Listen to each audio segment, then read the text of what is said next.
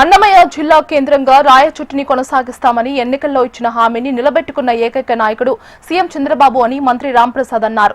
అన్నమయ్య జిల్లా కేంద్రంగా రాయచుట్టిని కొనసాగిస్తూ ప్రభుత్వం గెజెట్ ను విడుదల చేసింది. దీంతో థాంక్యూ సీఎం సార్ అంటూ ప్రైవేట్ విద్యాసంస్థల విద్యార్థులతో భారీ ర్యాలీ చేపట్టి అభినందన సభ నిర్వహించారు. రానున్న 3.5 సంవత్సరాల్లో రాయచుట్టిని అన్ని విధాలుగా అభివృద్ధి చేసి రాష్ట్రంలోనే ప్రథమ స్థానంలో నిలబెట్టేందుకు కృషి చేస్తానని మంత్రి రాంప్రసాద్ రెడ్డి తెలిపారు. మీకు ఎప్పుడు చెప్పేవాడిని, అయ్యా ఎవరు మన దగ్గర నుంచి ఇది దూరం చేయలేరు, మీకు రాయచోటి కేంద్రానికి కొనసాగింపు జరుగుతుందని చెప్పాం. ఆ మాట నిలబడింది. తప్పకుండా మన ప్రాంతం అభివృద్ధి చెందినప్పుడు ఇక్కడ అన్ని సమస్యలు వస్తాయి. దానికి నేను ప్రతి ఒక్క రోజు మీటింగ్ లో చెప్పేవాడిని. ఇప్పుడు మన ప్రాంతంలో సుద్దవాళ్ళపల్లి రోడ్డు ఏదైతే ఉందో, సుద్దవాళ్ళపల్లి రోడ్లు నిన్నే 3 ఎకరాలు స్పోర్ట్స్ కాంప్లెక్స్ కోసము కేటాయించడం జరిగింది.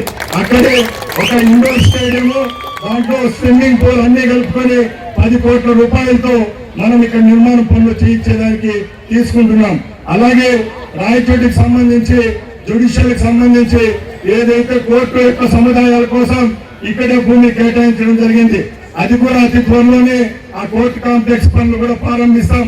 ఎప్పటి నుంచో మా తండ్రి గారి హయాం నుంచి ఇక్కడున్న ఆర్టీసీ బస్ స్టాండ్ ఏదైతే ఉందో ఆ బస్ స్టాండ్ 2వ బస్ స్టాండ్ కూడా మదనపల్లి రోడ్లో ఏర్పాటు చేసేదానికి అతి త్వరలోనే చర్యలు తీసుకుంటున్నాం.